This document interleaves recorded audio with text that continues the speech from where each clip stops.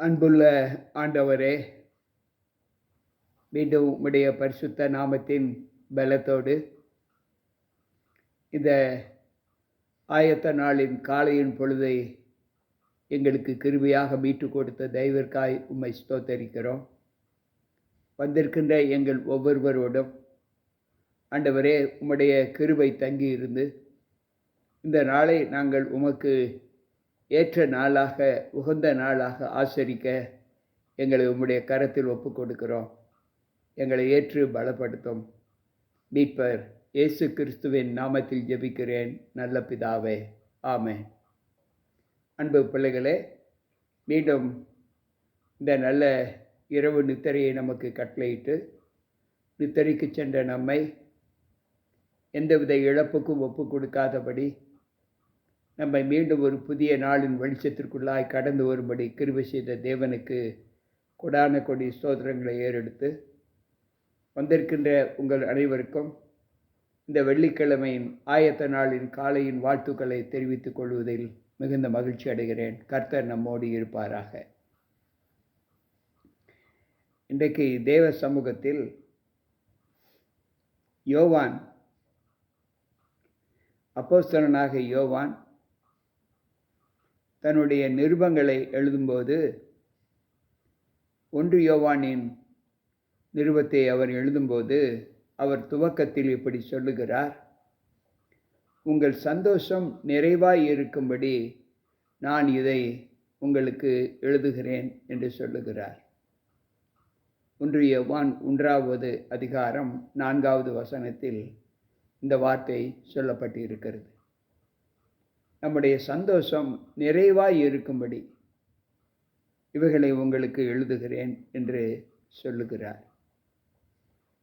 அன்பு பிள்ளைகளே, நம்முடைய சந்தோஷத்தின் கோட்பாடு எந்த அளவு நமக்கு நிறைவை கொடுக்கிறது என்பதை இந்த வார்த்தை சொல்லுகிறது. 1 யோவானின் 1 கொரிந்தியரின் புஸ்தகம் 1வது அதிகாரம் 8வது வசனம் இப்படி சொல்லுகிறது. நம்முடைய சந்தோஷம் நிறைவாய் எப்படி இருக்கும்? அவர் சொல்லுகிறார், நம்முடைய கர்த்தராக இயேசு கிறிஸ்துவின் நாளிலே நீங்கள் குற்றம் சாட்டப்படாதபடிக்கு இருங்கள். முடிவு பரியந்தம்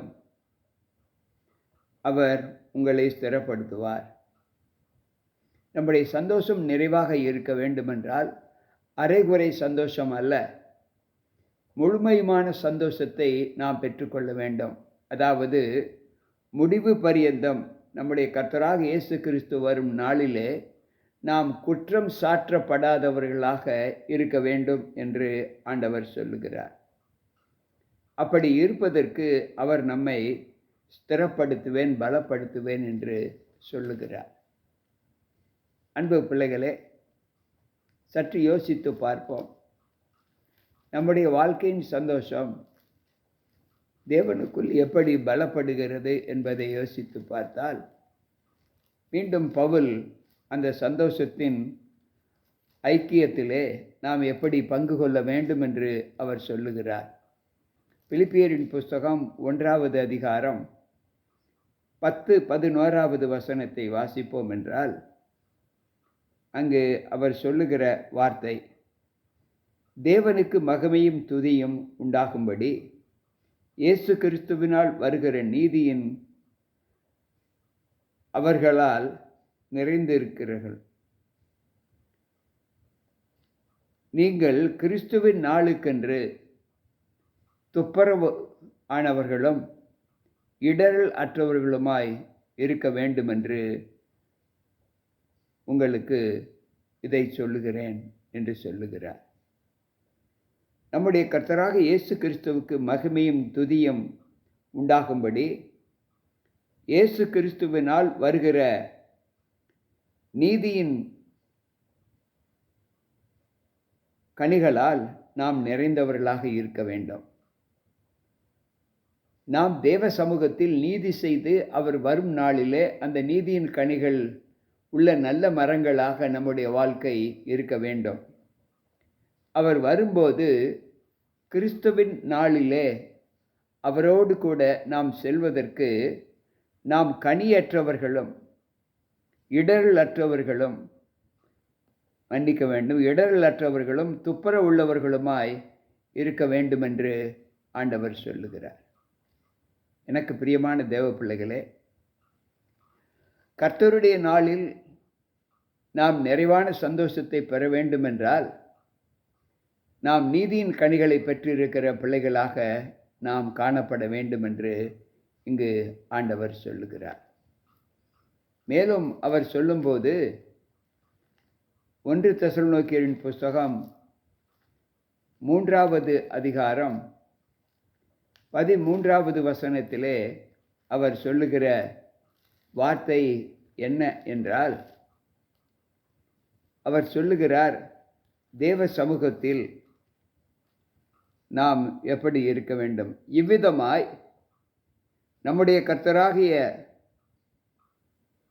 இயேசு கிறிஸ்து தமது பரிசுத்தத்தை அவரோடு கூட வரும்போது நாம் நம்முடைய பிதாவை தேவனுக்கு முன்பாக நாம் பிழையற்றவர்களாக பரிசுத்தமுள்ளவர்களாகி பிழையற்ற பரிசுத்தமுள்ளவர்களாகி இருக்கும்படிக்கு நம்முடைய இருதயங்கள் ஸ்திரப்பட்டு இருக்க வேண்டும் என்று சொல்லுகிறார். கர்த்தராக இயேசு கிறிஸ்து வரும்போது நம்முடைய வாழ்க்கையில் பிழை இல்லாதவர்களாக, கரையற்றவர்களாக, தவறு செய்யாதவர்களாக, தேவனுடைய பரிசுத்தவான்களாய், பிழையற்ற பரிசுத்தவான்களாய் இருக்க வேண்டும் என்று அவர் விரும்புகிறார். அன்பு பிள்ளைகளே, சற்று யோசிப்போம். நம்முடைய குணங்கள் தேவனுக்குள் எப்படி மகிமைப்பட்டு இருக்கிறது என்பதை யோசித்து பார்ப்போம். ஏனென்றால் இங்கு ஆண்டவர் சொல்லுகிற வார்த்தை, நாம் எல்லா நிலைகளிலும் தேவனுக்குள் வாழ்கிற அந்த வாழ்க்கையின் பலன் நம்மை தேவனுக்கு எப்படி பலப்படுத்துகிறது என்பதை யோசித்து பார்ப்போம். 1 தெசலோனிக்கேயரின் புஸ்தகம் 5வது அதிகாரம் 23வது வசனம் இப்படி சொல்லுகிறது, நம்முடைய கர்த்தராகிய இயேசு கிறிஸ்து வரும்போது நாம் எப்படி இருக்க வேண்டுமென்றால், சமாதானத்தின் தேவன் தாமே உங்களை முற்றிலும் பரிசுத்தமாக்குவாராக. உங்கள் ஆவி, ஆத்துமா, சரீரம் மூன்றும் நம்முடைய கர்த்தராக இயேசு கிறிஸ்து வரும்போது குற்றமற்றதாய் காணப்படுவதாக என்று சொல்லுகிறார். அன்பு பிள்ளைகளே, சற்று யோசிப்போம். நம்முடைய வாழ்க்கையில் நாம் தேவனோடு இணைந்திருக்கிற ஒரு அனுபவத்தை நாம் பெற வேண்டுமென்றால் அந்த சந்தோஷம் நமக்கு நம்முடைய வாழ்க்கையில் ஒரு பெரிய மாற்றத்தை உண்டு பண்ண வேண்டும். மேலும் அவர் சொல்லுகிறார், பிலிப்பியர் 4:9, நீங்கள் என்னிடத்தில் கற்று அடைந்து கேட்டும் கண்டும் இருக்கிற இவைகள் எவைகளோ அவைகளை செய்யுங்கள், அப்பொழுது சமாதானத்தின் தேவன் உங்களோடு இருப்பாராக. நீங்கள் என்னிடத்தில் பார்த்ததை, நீங்கள் கண்டதை, கேட்டதை அதன்படி செய்யுங்கள். அப்படி செய்யும் பட்சத்தில் சமாதானத்தின் தேவன் உங்களை முற்றிலும் பரிசுத்தமாக்குவாராக என்று இங்கு ஆண்டவர் சொல்லுகிறார். அன்பு பிள்ளைகளே, நம்முடைய காலத்தின் நியமங்கள் தேவனோடு எப்படி பலப்படுகிறது என்பதை யோசித்து பார்ப்போம். நம்முடைய சந்தோஷம் நிறைவாய் இருக்க வேண்டுமென்றால் நாம் பிழையற்றவர்களாக காணப்பட வேண்டும் என்று ஆண்டவர் சொல்லுகிறார். 2 தெசலோனிக்கேயரின் புஸ்தகம் 3வது அதிகாரம் 13வது வசனம் இப்படி சொல்லுகிறது, இப்படி உதவிக்காரருடைய ஊழியத்தை நன்றாய் செய்கிறவர்கள் தங்களுக்கு நல்ல நிலைமையும் கிறிஸ்து இயேசுவை பற்றும் விசுவாசத்தில் மிகுந்த தைரியத்தையும் அடைவார்கள். இந்த அனுபவத்திலே நாம் தேவனுக்குள் நிலை பெற்று இருப்போம் என்றால், கடைசி நாட்களில் நமக்கு மிகுந்த பலன் கொடுக்கக்கூடியதான ஒரு ஆசீர்வாதத்தை ஆண்டவர் நமக்கு கொடுப்பேன் என்று சொல்லுகிறார்.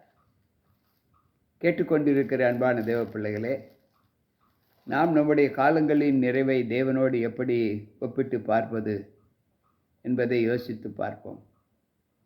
ஏனென்றால் கடைசி நாட்களில் நாம் சமாதானமாய் இருக்க வேண்டும் என்பதைத்தான் ஆண்டவர் விரும்புகிறார். அதைத்தான் அவர் சொல்லுகிறார், நீங்கள் சமாதானமாய் உங்கள் சமாதானம் நிறைவாய் இருக்க வேண்டும் என்று இவைகளை நான் உங்களுக்கு எழுதுகிறேன் என்று சொல்லுகிறார். எனக்கு பிரியமான தேவ பிள்ளைகளே, அப்படி என்றால் நாம் நிறைவான சந்தோஷத்தை பெற வேண்டுமென்றால் முடிவு பரியந்தம் தேவனுக்கு சாட்சியுள்ள அனுபவத்தை அறிந்த பிள்ளைகளாக நம்முடைய வாழ்க்கை காணப்பட வேண்டும். எந்த சூழ்நிலையிலும் அவர் வருகின்ற நாளிலே அவரோடு கூட நாம் செல்லப்பட வேண்டுமென்றால் குற்றம் சாட்டப்படாத பிள்ளைகளாக நம்மை ஒப்புக் கொடுக்க வேண்டும். நம்முடைய சரீரம் முழுவதும், ஆவி, ஆத்தும, சரீரம் மூன்றுமே குற்றம் சாட்டப்படாததாய் காணப்பட வேண்டும். ஏனென்றால் குற்றம் சாட்டுகிறவர்கள் அநேகர் நம்மை பின்தொடர்ந்து வருவார்கள். அந்த குற்றங்கள் ரூபிக்கப்பட்டு விட்டால் நாம் தேவனுடைய ராஜ்யத்தில் பிரவேசிக்க முடியாது என்று ஆண்டவர் சொல்லுகிறார். எனவேதான் அவர் சொல்லுகிறார், நீங்கள் உங்களை மாற்றிக்கொள்ளுங்கள், உங்களை நற்குணசாலிகளாக உங்களை தேற்றுக்கொள்ளுங்கள், உங்களுடைய பாவங்கள் உங்களை விட்டு முற்றிலும் கழுவப்பட்டதாக, மன்னிக்கப்பட்டதாக, சமுத்திரத்தின் ஆழத்திலே மூழ்கடிக்கப்பட்டதாக காணப்பட வேண்டும் என்று சொல்லுகிறார். அன்பு பிள்ளைகளே, தேவன் வரும்போது விசுவாசத்திலும் அன்பிலும் தேறினவர்களாய், எந்த சூழ்நிலையிலும் தேவனுடைய நீதிக்கு விரோதமான செய்கைகள் செய்யாதவர்களாய் நம்முடைய வாழ்க்கை காணப்பட வேண்டும். அப்படி இருக்கும்போது தான் நம்முடைய சந்தோஷம் நிறைவாய் இருக்கும் என்று ஆண்டவர் நமக்கு கற்றுக் கொடுக்கிறார்.